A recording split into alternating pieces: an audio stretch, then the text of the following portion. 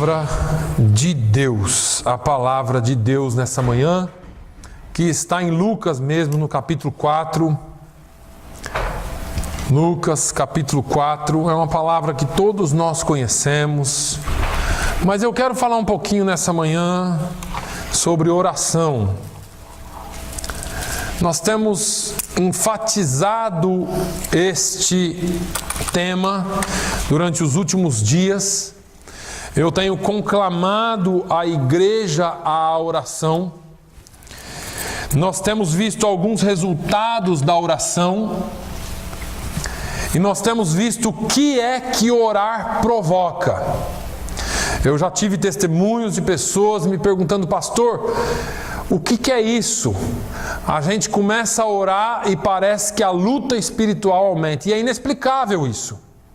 É inexplicável para o ser humano, porque só quando você experimenta é que você sabe do que os outros que já passaram estão falando. Quando você desenvolve uma vida de oração, então você vai sentir uma luta espiritual mais acirrada, você vai sentir umas barreiras se levantando, outras sendo quebradas. Mas tudo isso é, meus irmãos, em última instância, para que você desista. Porque Jesus disse: orai e vigiai, para que não entreis ou para que não caiam em tentação. Vamos, portanto, à palavra de Deus que está lá em Lucas, no capítulo 4, nos versículos 1 a 13, diz assim: Jesus, cheio do Espírito Santo, voltou do Jordão e foi levado pelo Espírito ao deserto. E 40 dias foi tentado pelo diabo, e naqueles dias não comeu coisa alguma. E terminados eles, teve fome. E disse-lhe o diabo: se tu és o Filho de Deus, dize a esta pedra que se transforme em pão. E Jesus lhe respondeu dizendo: está escrito que nem só de pão viverá o homem, mas de toda a palavra que sai da boca de Deus, ou de toda a palavra de Deus. E o diabo, levando-o a um alto monte, mostrou-lhe num momento de tempo todos os reinos do mundo. E disse-lhe o diabo: dar-te-ei a ti todo este poder e a sua glória, porque a mim me foi entregue e dou-o a quem quero. Portanto, se tu me adorares, tudo será teu. E Jesus respondendo disse-lhe: vai-te para trás de mim, Satanás, porque está escrito: adorarás o Senhor teu Deus e só a ele servirás. Levou-o também a Jerusalém e pô-lo sobre o pináculo do templo e disse-lhe: se tu és o Filho de Deus, lança-te daqui abaixo, porque está escrito: mandarás aos seus anjos acerca de ti, para que te guardem e que te sustenham nas mãos, para que nunca tropeces com o teu pé em alguma pedra. E Jesus respondendo disse-lhe: dito está, não tentarás ao Senhor teu Deus. E acabando o diabo toda a tentação, ausentou-se dele por algum tempo. Amém? Essa, a minha tradução seja talvez um pouquinho diferente, mas o conteúdo é o mesmo. Eu tenho, durante esses dias, focado o tema de oração, e eu acho que esse tem que ser não só um tema da nossa pregação, mas um tema da nossa vida prática diária. Porque, como eu tenho dito aqui, a oração é talvez um dos temas mais pregados nos púlpitos, mas um dos menos vividos nas igrejas. Quando se trata de oração individual, nós não podemos falar da vida de ninguém. Até porque só você e Deus sabe o quanto ou como você ora. Agora, quando se trata da vida coletiva da igreja, nós podemos dizer que a igreja deixou de vez a oração. Nós não praticamos mais oração. Os irmãos sabem o quanto é difícil chegar aqui, dobrar os joelhos 5, 10 minutos antes das 11 horas e orar até 11h10, 11h15. São 20, 25 minutos de oração e às vezes nós nos incomodamos. Parece que a oração ela só engrena depois de um tempo, quando você consegue se desligar de tudo e falar só com Deus. Oração também é algo interessante, porque nós aprendemos na nossa vida cristã que a oração é o ato de nós nos comunicarmos com Deus, é o ato de nós falarmos com Deus e, portanto, nós, como seres humanos, como algo que existe dentro de nós por natureza, nós somos egoístas. A nossa oração é egoísta, eu tenho repetidamente falado aqui, porque a nossa oração é para nós mesmos. Parece que Jesus nos ensinou a orar só para nós mesmos, e não é verdade. A nossa oração deveria ter alguns focos principais. No entanto, eu não quero falar aqui dos focos principais da oração, mas eu quero citar a oração como coluna da vida cristã, coluna da igreja. Igreja que não se dobra não fica de pé, joelhos que não se dobram não permanecem de pé, pessoas que não oram pelos seus familiares, pelos seus filhos, pela sua vida, pela vida dos irmãos, não conseguem ficar de pé. É interessante que cada vez que nós oramos por alguém, o Senhor desperta alguém para orar por nós. É interessante que parece que o egoísmo, eu não sei se é o nosso egocentrismo ou se é algo espiritual do inferno que nos faz pensar que quanto mais nós orarmos por nós mesmos, mais seremos abençoados.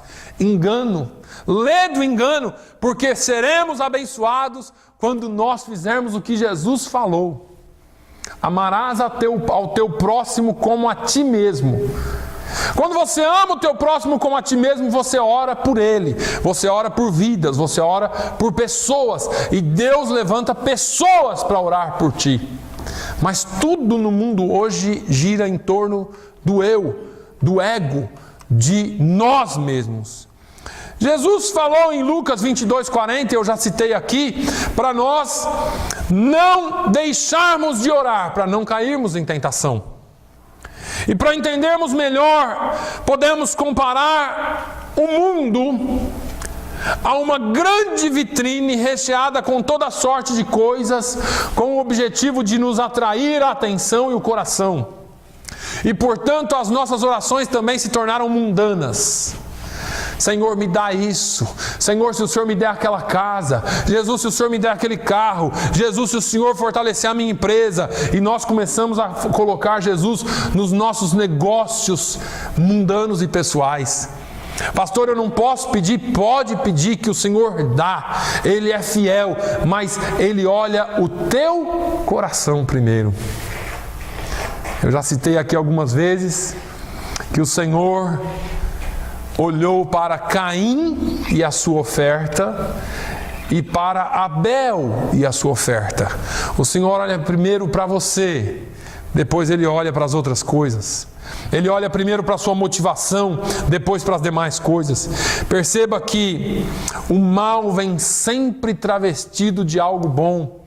O mundo é aquela vitrine maravilhosa, nos apresenta. Às vezes eu estou falando comigo, ou falando com algum amigo, com algum irmão mais chegado, e a gente deixa transparecer aquilo que nós somos quando nós estamos na intimidade, e vem desejos de querer coisas, e eu sei que elas virão, mas às vezes os nossos desejos quase que se desenfreiam.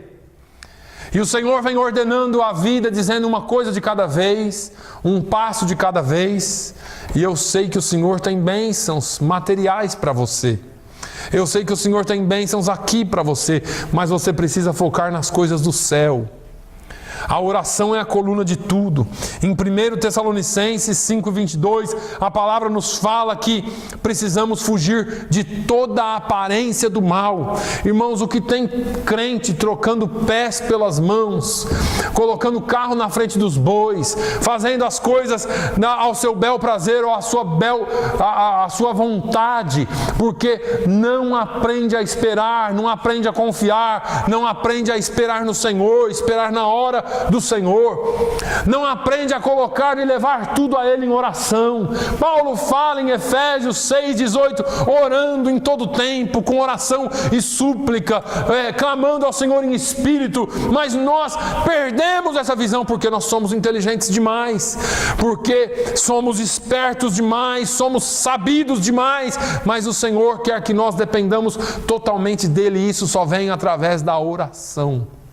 A oração é a coluna. No texto que nós acabamos de ler, Jesus não se deixou seduzir pelas ofertas que foram apresentadas a Ele. É interessante, irmãos, abrindo aqui um parênteses, que tudo que o diabo ofereceu pertence a Jesus. E nós não nos damos conta disso, porque o diabo vem e oferece coisas para você que pertencem ao seu pai. E você entra em desespero para adquirir ou para fazer, dá o passo maior que a perna e se estoura. Você fala: Deus, por que o Senhor me abandonou? Por que o Senhor fez isso? Porque, irmãos, nós precisamos aprender a ouvir a Deus e não os nossos desejos. Vamos lá mais um pouquinho. Quando Jesus disse que errais por não conhecer a palavra e nem o poder de Deus, Ele estava falando de dois elementos importantes aqui. O primeiro é a palavra de Deus, conhecê-la, onde ela se aplica, quando ela se aplica, no que ela se aplica. O segundo é o poder de Deus, e o poder de Deus nós temos através da oração. O poder de Deus nós alcançamos através do conhecimento da palavra e da oração. Erramos porque não oramos da forma correta. Tiago diz que nada recebeis porque não sabeis pedir. Pede, mas não recebe. Sabe por quê? Porque eu e você somos como aquela criancinha de 10 anos que chega e fala: pai, me dá uma arma, pai. Pai, me dá uma arma. Você fala: não vou dar, mas pai, me dá. É seu filho, está pedindo legitimamente, mas não pode ter. E só você sabe que não pode ter, ele não sabe. E aí nós não sabemos pedir, nós pedimos o que não é para ser nosso, nós pedimos o que não está na hora de ser nosso, nós pedimos da forma errada. E aí Tiago fala: olha, vocês não sabem pedir. E outra coisa, vocês pedem para o seu bel prazer, para gastardes em suas concupiscências. Para que é que você quer o que você quer? Nós vamos chegar lá. Através da oração e do jejum, Jesus conseguiu discernir o engano de Satanás e as ofertas apresentadas por ele. Através da oração e do jejum, Jesus conseguiu detectar e aplicar a palavra. Você pode dizer assim para mim: pastor, está na palavra. Pastor, está na Bíblia. O diabo também usou a Bíblia aqui, irmão. Precisamos de discernimento dos céus. Não se baseie na sua inteligência, não se baseie na sua hermenêutica, na sua exegética pessoal. Se baseie na ação do Espírito Santo na sua vida. Baseado na passagem que nós lemos, nós precisamos entender que alguns danos certamente nos sobrevirão se nós nos deixarmos seduzir pelo mal. Só mais uma coisinha aqui antes de eu continuar. A sedução do mal não vem feia. Não vem feia. Ela não vem de chifre, de olho vermelho, de rabo grande, de unha grande, de bocona com dente pontudo. Não. A sedução do mal vem bonita. Vem nos melhores frascos, nas melhores malas, nos melhores pacotes de presente, vestido nas melhores roupas, nas melhores mini saias, nos melhores ternos. Acho que você entende. Vem vestido nos melhores negócios, vem vestido nas melhores ofertas de emprego, vem vestido nas melhores nos melhores prazeres da vida. Vem travestido do não tem nada a ver. Vem travestido do que é isso, rapaz? Não é assim não. Vem travestido de Deus está nesse negócio. O discernimento espiritual tem que estar dentro de você para quando alguém dizer assim: olha, a Bíblia diz que aos seus anjos dará ordem ao seu respeito. E você ter a coragem de, ainda que a palavra de Deus esteja sendo usada, você dizer: para trás de mim, Satanás, como Jesus teve coragem. O fato é que, porque é palavra de Deus, e eu sempre falo aqui, e eu quero que você aprenda isso de uma vez por todas, a Bíblia, infelizmente, é a mãe de todas as heresias. Porque tiram da Bíblia aquilo que pode te levar para o inferno, assim como o diabo tirou. Cuidado com a Bíblia que estão te apresentando por aí. Cuidado com as coisas que você diz que são bíblicas, e até são, mas aplicadas de forma diferente, aplicadas com intenções diferentes e para te desestabilizar a fé. Vamos adiante. Se você for seduzido pelo mal, a tentação ela vem para te atacar a sua identidade em Deus. Irmãos, primeira coisa que você precisa saber é quem você é. Satanás vem para Jesus, a Bíblia diz que ele ficou tentando Jesus 40 dias. No fim desses 40 dias ele vem para Jesus e ele disse: bom, eu não consegui até agora, deixa eu dar a última tacada aqui, agora eu vou usar a Bíblia. Fica vendo. E veio para Jesus, ele deve ter tido uma turma de demônio para aplaudir, né, na hora que ele conseguisse. Fica vendo. Jesus, se tu és filho de Deus, se tu és filho de Deus, se tu és filho de Deus, ou você é, ou você não é. Não tem esse negócio de si com Deus, não, e nem com você, nem comigo. Ah, se tu és filho de Deus, faz isso, faz aquilo. Se tu és filho de Deus, mande que essas pedras se transformem em pão, e assim você mata a sua fome. Irmãos, ele está atacando a sua identidade. Se tu és, você não precisa provar nada para o diabo. Você é filho de Deus. O diabo ele tem que saber de longe, quando ele olhar para você, ele tem que saber de longe que você é filho de Deus. Ele tem que saber de longe com quem que ele está lidando. Se tu és filho de Deus. Agora deixa eu te colocar aqui na parede, porque se tem uma coisa que eu gosto no domingo é disso. De tentar te equipar para que quando você sair daqui hoje, durante a semana, os ataques que vierem você esteja preparado. As oportunidades que vierem você esteja preparado. Aqui a gente não vem para pular, para dar glória. Pode acontecer, mas não é para isso. O domingo é para te equipar. Glória você dá quando você evangelizar e alguém for salvo. Aí você pode pular, plantar bananeira, porque aí é motivo de festa. É a única festa que a Bíblia diz. Mas vamos lá. Uma vez que nós somos filhos de Deus, você deveria saber disso, eu deveria saber disso, nós deveríamos saber quem somos, por que somos e para que somos. Então você vai guardar isso na sua cabeça hoje. Você que está assistindo também. Quem somos, por que somos e para que somos. Quem é você na ordem do dia? Já ouviu aquele sujeito que fala assim: você sabe com quem que você está falando? Você sabe com quem que você está falando? Qual é o seu nome diante de Deus? Deixa eu te fazer uma pergunta um pouco mais estranha e mais estreita.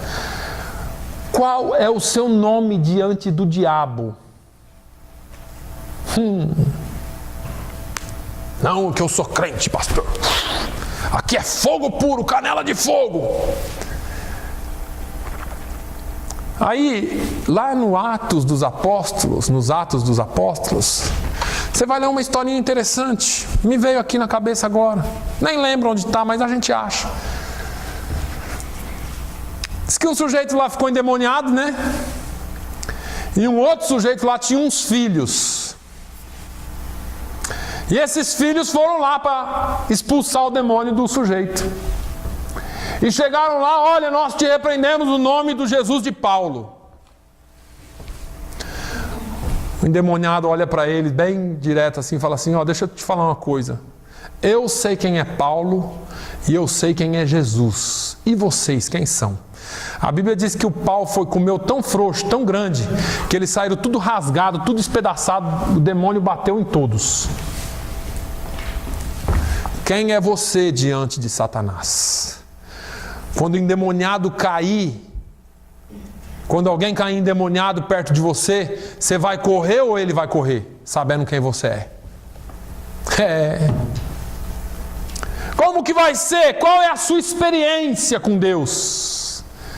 Como que é o seu nome? Como é que o mundo espiritual te vê como filho de Deus? Se é que vê como filho de Deus.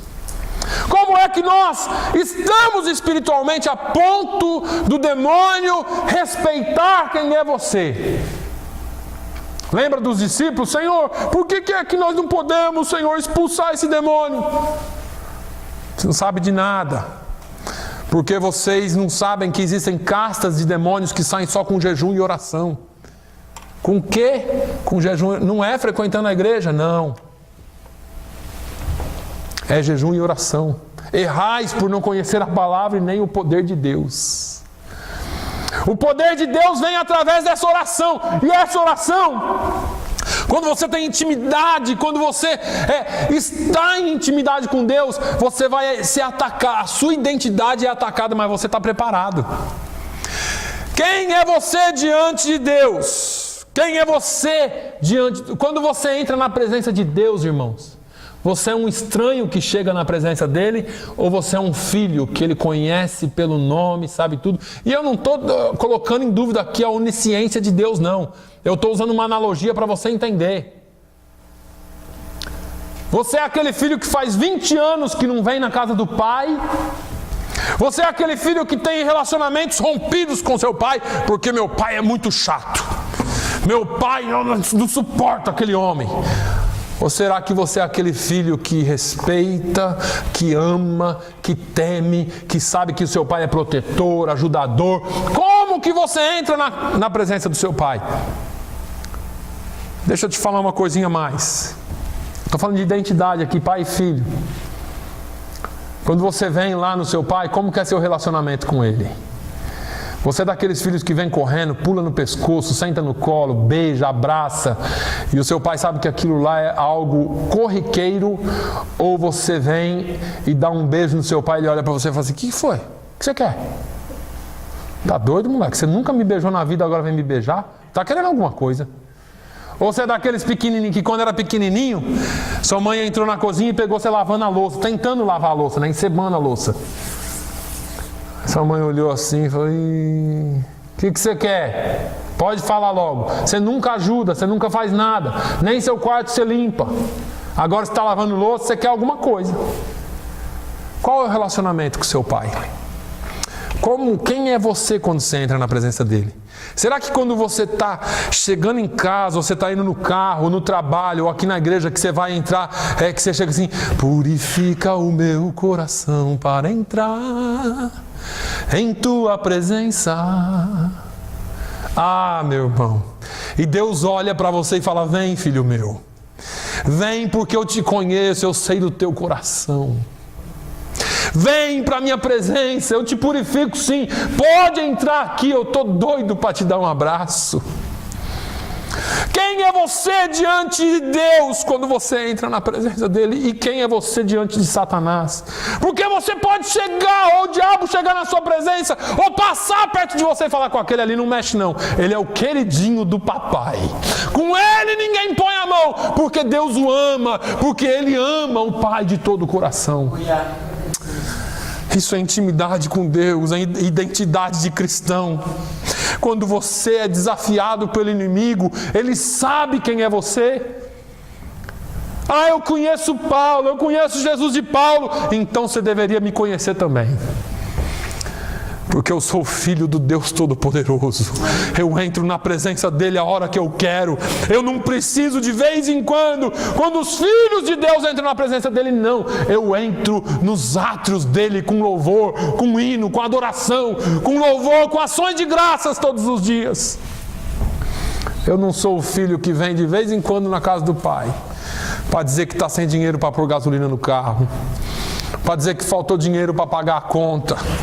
Eu sou o filho que todo dia ligo, que todo dia, mesmo que eu não possa passar, eu ligo: pai, tudo bem com você, pai? Tudo bem com você, mãe? Tudo bem com vocês? Agora, quem é você diante de Deus? Por que é que você é cristão? Me fala. Nós estamos aqui falando de identidade. Quem somos? Por que somos? O que é, ou por que é que você é cristão? Por quê? Ah, pastor, eu morro de medo de ir para o inferno. É cristão por isso? Vai de cabeça para baixo.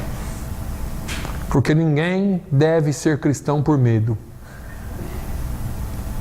Jesus disse assim: olha, se você quiser vir após mim, você vai ter que fazer uma coisa que só consegue fazer por amor: negar-se a si mesmo. Já viu o sujeito quando está namorando a menina? Começa a namorar. O cara começa a namorar a menina e pronto, é outra pessoa. Até o que ele não gosta ele come: jiló, chuchu, qualquer coisa que ele não goste, quiabo, machixe, acho que nem essas coisas tem lá na terra do Manuel, lá no Sergipe. Come qualquer coisa. Cabra não comia porco, passa a comer na casa da sogra. Não comia. Tudo para agradar. Tudo para agradar. Isso aí pode ser enganoso, mas pode ser amor. Por amor, você deixa, você se nega. Eu li o testemunho de um pastor que ele namorou tantos anos, 2, 3 anos, e casou e foi para a lua de mel, e no primeiro dia lá, depois da lua de mel, no primeiro dia na casa deles, a mulher dele falou assim: eu vou agradar meu marido. E pegou e cortou uma mamão e colocou lá para ele o mamão, o papaya, e veio ele: obrigado meu amor, e comeu o mamão todinho. Só que ela não sabia que ele nunca gostou de mamão. E durante anos, todos os dias de manhã ela deu mamão para ele. E ele nunca falou para ela que ele não gostava de mamão. Perto dos dias dele morrer, ele confessou para ela que não gostava de mamão. E ela falou: mas por que você não falou antes? Ele falou: por amor. Você fazia com tanto carinho que eu não tinha coragem de dizer não.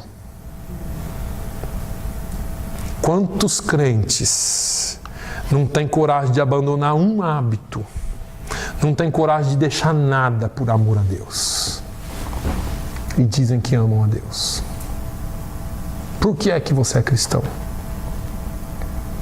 Será que você ama a Deus o suficiente para dizer que você é um cristão por amor? Ou talvez você queira ser abençoado.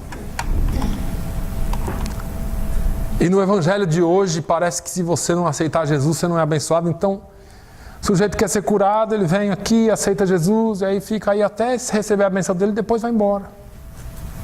Que nem aqueles 10 leprosos lá. Foram até Jesus, tiveram encontro com Jesus, tiveram. Quem que foi salvo? Só um. Tem muito cristão sendo cristão só para ser abençoado. É a moeda de troca dele com Deus, para ser curado, para receber a bênção financeira, para ficar mais rico ou mais pobre, sei lá. Agora, qual é o propósito de Deus para a sua vida como cristão? Para que é? Agora não é porque, é para que é que você é cristão? Qual é a motivação de Deus? O propósito de Deus para você como cristão, não é o seu propósito. Porque o meu propósito pode ser para ser abençoado. O meu propósito pode ser para uma coisa. Mas qual é o propósito de Deus para a sua vida como cristão? E aí, nós tropeçamos aqui porque a nossa identidade está meio falhada. Porque a gente vê a nossa vida cristã de uma forma e Deus queria que fosse de outra. Qual é o objetivo de Deus em ter salvo a sua vida? É só para você ser mais um no céu? A Bíblia diz que Deus não quer que nenhum se perca. Se fosse assim, então Deus fazia uma mágica, salvava todo mundo e levava todo mundo para a glória. Tem um objetivo em você. Tem um objetivo para você. Você não é cristão só por você. Ele deu um propósito, Ele deu um alvo, Ele deu uma missão para cada um de nós e nós falhamos. Além da missão geral que Ele nos deu, o generalizado, que é a missão do ID, Ele nos deu talentos, dons especiais. E você, como tem usado esses dons? Estou falando de identidade aqui, é só sobre você. Só sobre a sua vida cristã. Nós precisamos entender que podemos perder tudo se não nos prepararmos em oração, em jejum, para enfrentar os enganos da vida, porque Deus tem propósito, porque Deus tem um alvo para você. Ele te deu um nome, Ele te deu um propósito, Ele te deu um alvo, Ele te deu uma missão a cumprir. E você não pode negar essa identidade. Agora, quando nós cedemos à tentação, que foi o que eu falei, em primeira instância, a nossa identidade em Deus é atacada, mas em segundo lugar, nós passamos a nos alimentar, e preste atenção nisso, passamos a nos alimentar de algo que parece bom, mas não é. Isso é sério. Jesus, mande que esta pedra se transforme em pão. É um outro engano muito comum nos nossos dias, irmãos. O que tem de crente comendo pedra pensando que é pão? E aí fica com os dentes tudo quebrados e não sabe o que é. Existem muitas pedras que foram transformadas em pães. Se Jesus quisesse transformar a pedra em pão, Ele teria feito aquele dia lá. Existem muitas pedras transformadas em pães que estão sendo oferecidas no lugar do pão genuíno, do pão que veio do céu, do pão vivo, do pão que foi oferecido por nós. Tem muitas pedras sendo oferecidas. Tem muita palavra por aí sendo oferecida. E eu não estou falando mal, mais uma vez eu digo aqui, de nenhuma igreja. Eu estou falando mal de maus pregadores. De pessoas que se passam por pregadores e não são. De pessoas que se enganam com a palavra e pregam sem conhecimento. Muitas pessoas estão sendo seduzidas pelo mais fácil, por aquilo que parece ser mais lógico. Vou parar aqui um pouquinho, porque o fácil é fácil. Então, não, aquela igreja ali é muito apertado, o negócio ali é muito estreito, ali o pastor fala tanta coisa contra a gente, nossa, estou cansado de ouvir o pastor bater nas nossas costas, o lombo está grosso que nem de jacaré.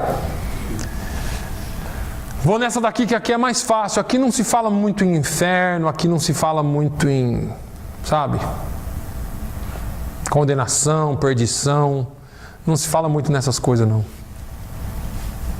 Essa semana, e eu não vou citar nome, e não quero que ninguém tome isso como pessoal, mas essa semana uma pessoa me escreveu: pastor, posso fazer uma pergunta? Eu não consigo crer num Deus que vai mandar um monte de gente para o inferno. Um Deus amoroso que possa mandar muita gente para o inferno. Eu falei, eu também não. Eu também não acredito nesse Deus. Porque Deus não manda ninguém para o inferno. São as nossas escolhas e decisões que nos mandam para o inferno. Deus é amoroso, Ele deu seu Filho por amor a você. A segunda parte da questão foi: pastor, o problema é que eu não acredito no inferno. Por que teria o inferno? A vida seria muito mais fácil sem inferno. É a palavra da pessoa, irmãos. A vida seria muito mais fácil sem inferno. Seria muito mais fácil se você pregasse lá na igreja, olha só, que quando a gente morre, a gente vira pó e acaba tudo. Eu falei para mim também. Seria muito mais fácil dizer isso para você. E ter lá você e mais um monte de gente. Porque é mais fácil. Só que não é o mais fácil.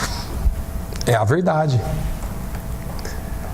O inferno, você crendo nele ou não, ele existe. Assim como o sol. Já falei isso aqui. Você pode sair ali e falar assim: não tem sol. Na hora que chegar o verão, que tiver uns 40 graus, você fica sem camisa ali umas 2 horinhas. Ainda mais se você for moreninho que nem eu assim, que vira um camarão frito vermelho. Aí você vai ver se não tem sol. Ah, não tem estrela, não tem céu, não tem nada. Não, é só isso aqui que eu vejo.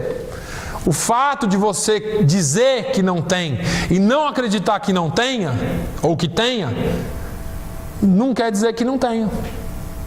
Eu posso dizer aqui: não existe, nenhum de vocês existem. Você não existe.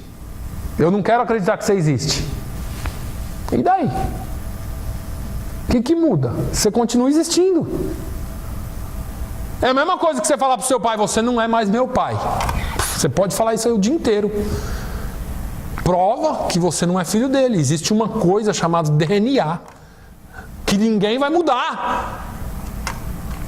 Então, a pessoa falou: ah, pastor, eu não acredito que existe inferno. Eu falei: o fato de você não acreditar que existe inferno não quer dizer que ele não existe. A verdade é, ele existe, e aqueles que forem condenados vão para o inferno. Só que a igreja não prega mais isso, pelo amor de Deus. Ninguém ouviu isso, hein? Porque, afinal de contas, isso não é politicamente correto pregar. Deixa eu te dizer uma coisa: a Bíblia não é politicamente correta. A Bíblia é a verdade de Deus. E a verdade de Deus tem que ser pregada a qualquer custo. Ainda que eu tenha que padecer perseguições por amor a Ele, nós devemos continuar pregando a palavra de Deus. Em Atos 5, quando os discípulos foram açoitados, eu falei quinta-feira, eles saíram regozijando por terem sido achados dignos de padecer perseguição e açoites pelo nome de Jesus. Esse negócio de ser perseguido não é comigo não, pastor. Esse negócio de inferno não é comigo não, pastor. Esse negócio de verdade, a verdade é relativa. E nós relativizamos as coisas.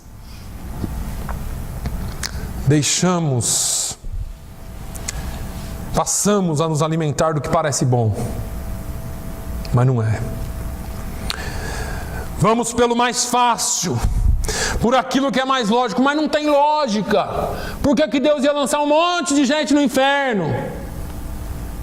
Deus não lança ninguém no inferno, irmãos. A salvação em Deus não é como as pessoas pintam. A Bíblia diz que Deus vai lançar no inferno o diabo e seus anjos e aqueles que já foram condenados no lago de fogo. Agora, Deus seria injusto com Jesus se não fosse assim. É pela justiça de Deus, é pela sua retidão, pela sua balança, que existe os dois lados. Eu acreditar que existe só céu é a mesma coisa que eu falar que não existe o mal. Eu não preciso nem sair aqui na esquina, só ficar aqui mesmo que você já está vendo o mal. Estou mentindo? Quantas vezes nós não temos vontade de enforcar alguém? De quebrar o pescoço de alguém? Eu acho que só eu. Vocês não. Vocês, graças a Deus, são tudo santo. Só eu tenho vontade de quebrar o pescoço de alguém. Só eu tenho vontade de... Né? Vocês não. É o mal que está em nós. É o nosso velho homem tentando voltar à vida. Paulo falou assim, olha, mas eu já estou crucificado com Cristo, portanto não mais vivo eu, mas Cristo vive em mim. Porque se você não se crucificar, se você não negar o seu eu, se você quiser o mais fácil, se você quiser o mais gostoso, talvez você esteja mesmo no lugar errado. Ser cristão é não ceder à tentação de querer o mais fácil, não querer o mais lógico ou o mais convencional. Está todo mundo fazendo, pastor. Se está todo mundo fazendo, para que eu vou fazer? Deixa eu usar um exemplinho que você vai entender bem, não é nem bíblico. A Apple, essa empresa gigantesca, ela não faz o que está todo mundo fazendo. Isso aí eu assisti uma entrevista que falava exatamente a respeito disso. Nós fazemos um produto diferenciado, não estou fazendo propaganda para a Apple, não ganhei nada. Nós fazemos um produto diferenciado, quem quiser compra.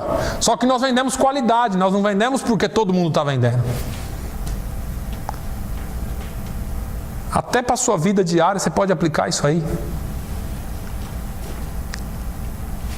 Seu bolo, irmã Cleide, é seu único.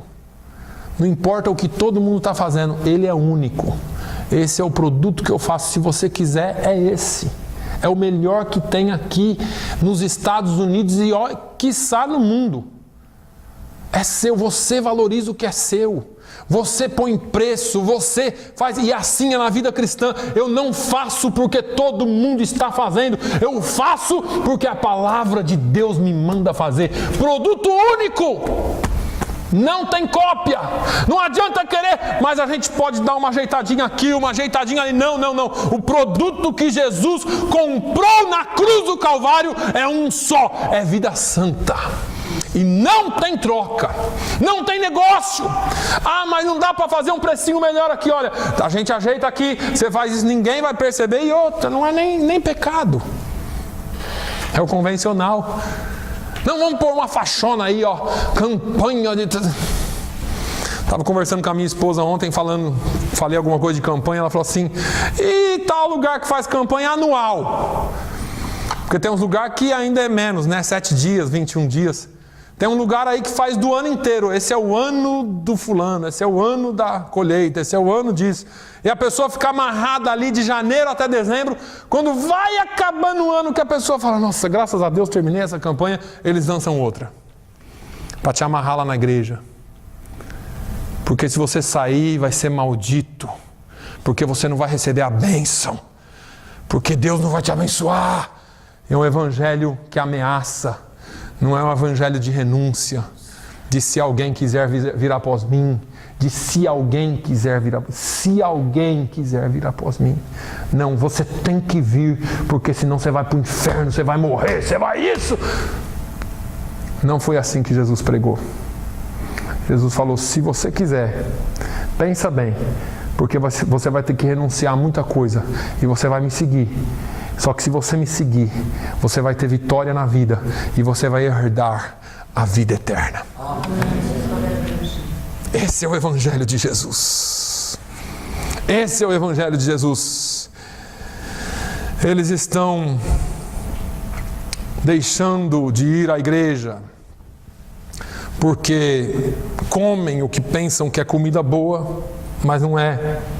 Não assumem um compromisso com Deus, não assumem um compromisso com a igreja, e dessa maneira criam sua própria religião, o seu próprio cristianismo, ou seja, o seu próprio pão. Passam a comer uma comida estragada, pensando estar comendo a melhor comida. Sabe quando você come aquela comida com prazer? Mal sabe você que está envenenada. Mas quando você só para terminar, quando você se rende às tentações, a tentação do eu, de eu sei que eu posso fazer melhor, eu sei que eu posso ser melhor, eu sei que eu posso fazer a mesma coisa, eu sei que eu não preciso disso para ter isso, eu sei as tentações da vida. Nós deixamos de ver Deus como a nossa suficiência. Passamos a ter outras muletas. Jesus disse: ao Senhor teu Deus adorarás, e só a Ele prestarás ou darás culto. Só a Ele servirás. Jesus, se você prostrado me adorares, eu te dou tudo isso aqui. Quantos ministérios, quantas vidas já trocaram a bênção de Deus porque alguém ofereceu mais, porque alguém ofereceu um pouquinho mais, talvez, porque veio aquela ideia brilhante: eu vou fazer tal coisa porque isso aí vai bombar, eu vou fazer tal coisa porque isso aí vai arrebentar a boca do balão, e saiu do trilho e deixou de adorar a Deus, o Criador, e passou a ser adorado, a criatura. A adoração é a maior evidência de que somos só do Senhor. Quando você adora só a Ele, e quando você adora a Ele, você pertence só a Ele. Jesus disse que nós não podemos servir a dois senhores, porque nós iremos agradar um e desagradar o outro, ou vice-versa. Quando Satanás requer adoração por parte de Jesus, ele estava propondo a ideia de ser possível servir a dois senhores. Quantos crentes estão prestando adoração no domingo aqui para Jesus e para Deus, e na segunda até o sábado presta adoração para tantas outras coisas, achando que podem ter dois senhores? Quantos crentes em cima do muro, quanto crente morno, e o Senhor está dizendo: estou a ponto de vomitá-lo da minha boca, porque não és frio e nem quente, antes fosse frio ou quente. Quantos de nós deixamos de prestar a verdadeira adoração a Deus e estamos servindo dois senhores? Parece que já vimos essa história acontecer lá no Jardim do Éden, né? Não tem problema não, você pode ouvir Deus, mas ouve eu também. Uma vida de oração nos livra de vivermos uma vida em cima de muro. A vida de oração arranca a carne que há em nós e deixa só o Espírito em contato com Deus. A vida de oração nos leva a nos prostrar completamente diante dEle e servir só a Ele. A vida de oração não abre as portas do céu para te abençoar mais do que você já é. A vida de oração abre as portas do céu para fazer de você bênção nas mãos de Deus. O fato é que, quando nós nos achegamos a Deus, e por que é tão difícil, crente, irmão, orar mais, consagrar mais, ser mais santo? Porque isso é espiritual, irmãos. Ah, pastor, então não, você tem que se esforçar. Jesus falou: orai e vigiai. A vigília é mais difícil que a oração. Porque quando você está orando, daqui a pouco o negócio engrena, você começa a sentir a presença do Espírito Santo, e ora. Agora, vigiar é difícil. Só quem foi para a guerra aqui, ou só quem trabalhou no serviço militar, que sabe como é difícil aquelas 2 horas de sentinela. Parece 2 anos, não passa nunca. Eu ficava contando passos na frente do quartel. Eu ia lá no outro lado, aí eu olhava no relógio, tinha passado 1 minuto. Jesus, parece que foi a noite inteira que eu andei. O tempo não passa, vigília é difícil. Vocês ficam aí um pouquinho, eu vou aqui orar. Vigia, tá? Vigia aí. Ora. Dormindo de novo. Vocês não conseguem vigiar nem um pouquinho comigo. Quantos estão dormindo? Porque não conseguem nem orar e nem vigiar. Caminham juntos. Aí nós caímos nas mais esdrúxulas tentações. Irmão, eu estou para dizer que tem crente que o diabo não precisa nem tentar. Tem crente que não precisa ter luta espiritual. O diabo só passa assim com a torta de maçã, né? Só aquela fumacinha daquele desenho que o bichinho saía flutuando atrás da fumacinha, assim, até chegar na torta, lembra? É assim, o diabo só passa assim de longe, assim, ó, o cheirinho da carne assada, da picanha assada. O sujeito vai flutuando. É carne, eu quero carne. Que nós possamos vigiar em oração. Assim como aconteceu com Jesus, se nós sujeitarmos a Deus em oração, vigiarmos para que resistamos o mal, o diabo fugirá de nós. O diabo fugirá de nós. Lembre-se disso. Quem você é? Qual é a sua identidade no Senhor? Jesus te chamou para um propósito e com um alvo. Te deu um nome. Chamou-te pelo nome. O Senhor não quer que você seja enganado com qualquer comida por aí. Qualquer coisa por aí você fica, é Bíblia, é Bíblia, é Bíblia, é Bíblia. Mas pode ser Bíblia usada em contexto errado. E o Senhor não quer que você, de maneira nenhuma, deixe de tê-lo como a sua suficiência. Ele é suficiente para nós. Não precisamos mais de nada. Sabe por que você não precisa mais de nada? Porque o que você precisa, Ele sabe. É o que Jesus disse. Ele sabe com antecedência. Irmãos, eu sou prova disso. Tudo que eu preciso e tudo que nós precisamos no tempo certo, o Senhor manda. E Ele tem muito mais para nós se nós buscarmos primeiro o reino de Deus e a sua justiça. Aí sim, o Senhor começa a derramar as bênçãos dele sobre a sua vida. Porque Ele prometeu que as bênçãos nos acompanharão. Para de correr atrás de bênção e deixa que ela vai acompanhar você. Amém? Feche os seus olhos. Pai, eu te louvo, te engrandeço uma vez mais. Ensina-nos, ó Deus, a vida de oração. Assim como o Senhor Jesus orava insistentemente, constantemente. Ensina-nos, Senhor, a nos dobrar na Tua presença, buscarmos a Tua face todos os dias e todos os momentos da nossa vida.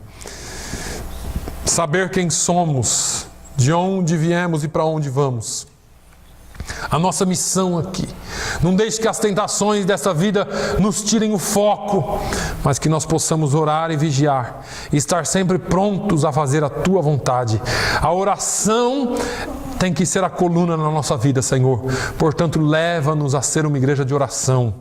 Leva-nos a ser um povo que ora, que te busca de verdade, sem egoísmo, mas nos prostrando e nos rendendo aos teus pés todos os dias, no nome de Jesus. Visita aqueles que precisam de um milagre. Visita a irmã Aldina. Faz, Senhor, concluir a Tua obra na vida dela. Senhor, visita o Renato, a Fabiana que estão viajando, os Teus filhos que não puderam estar aqui, aqueles que estão, Senhor, em guerra espiritual. Nós intercedemos por eles agora, no nome precioso de Jesus. Dê-nos uma semana debaixo da Tua presença, guardados debaixo das Tuas mãos. É o que eu te peço no nome de Jesus, e continue abençoando o Teu povo no nome de Jesus. Amém. Que o amor de Deus, a graça do nosso Senhor e Salvador Jesus Cristo, a comunhão e a consolação do Espírito Santo seja sobre todo o povo de Deus, hoje e sempre. Todos digam amém.